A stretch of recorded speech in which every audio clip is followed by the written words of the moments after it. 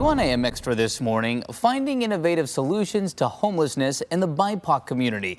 Earlier this year, the National Alliance to End Homelessness awarded a grant to researchers at Portland State University. Now, the goal was to focus on housing needs for the Black, Indigenous, and other people of color in communities around the Portland metro area. One of those researchers is Dr. Marissa Westbrook. She's an assistant professor at the OHSU and PSU School of Public Health. She joins us this morning to talk about her research. Thanks for being here. Yeah, good morning. Good morning. You know, it's interesting to take a look at homelessness as a public health issue through that lens of public health. So what is really the focus of your research here? Yeah, great question. So I think one of the things that really motivates me is when we look at the relationship between housing and health, we see that there's a big disparity in life expectancy between people in the homeless community.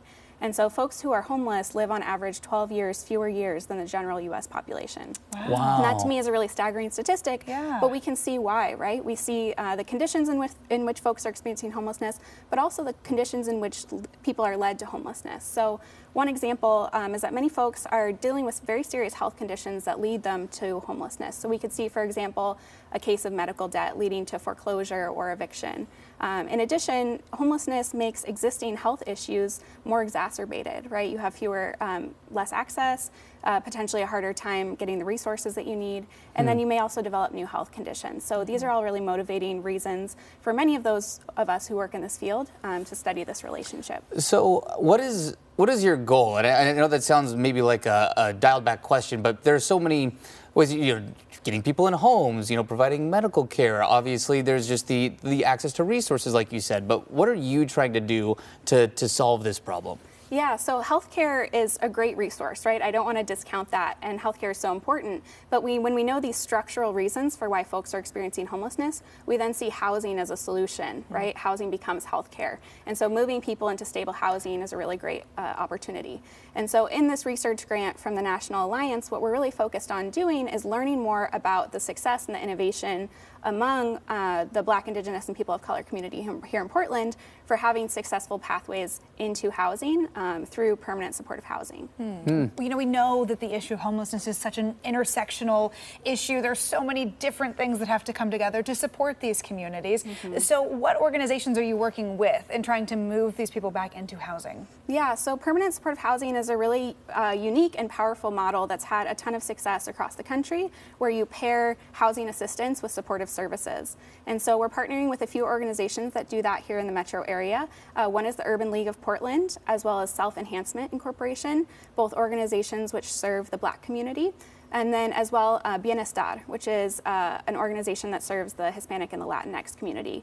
And so those are our major partners in this work. We also have some local government folks who are interested in the outcomes and learning from our conversations with these groups. Again, this focus, with BIPOC, people in the BIPOC community in mind, why is that an extra focus? Are you seeing homelessness and healthcare, disproportionately affect the BIPOC community? Absolutely, yeah. So we see the BIPOC community overrepresented in our visible homelessness, but also in another really important consideration, which is what we consider non-visible homelessness. So those folks are more likely to live doubled up with other family members, be couch surfing, potentially living in cars. So a lot of other situations that we care about as well, beyond what we sort of consider regular visible homelessness on the street. Yeah.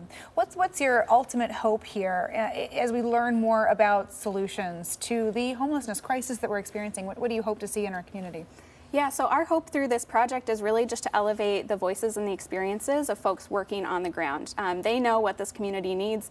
They're there every day listening to folks' stories, trying to best understand how they can serve them through housing. And so we want to elevate those success stories. And so much of that has been from our conversation so far about relationship building. So, being the person that someone can call. Most folks don't have an emergency contact, right? And so that case manager then being that emergency contact that someone is calling on their day off. How likely are they to pick up the phone? Those are those moments where we can have huge success if we're able to kind of connect resources, opportunities, and give folks the support that they need to move into housing stability. It's a complicated problem, and there are a lot of layers, to it. You're doing a great job tackling it. Dr. Westbrook, I really appreciate your time in here this morning. Thank you so much. Yeah, important to talk about it. If you want to find out more about the grant or more on what the School of Public Health is working on, you can go to coin.com. It is 7